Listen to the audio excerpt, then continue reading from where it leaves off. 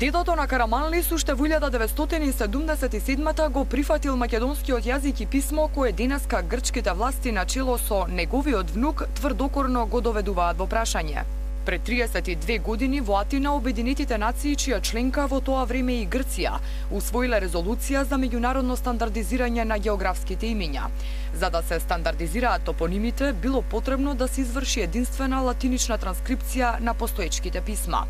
Интересно е што во делот од резолуцијата кој се однесува на Југославија, во чиј состав тогаш беше и Македонија, Обединетите нации јасно наведуваат дека на југословенска територија се користат две кирилични писма.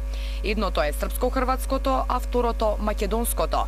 Во колоната е наведена македонската кирилична азбука, а до неа и нејзината латинична транскрипција. Народ кој има свое писмо има и свој јазик.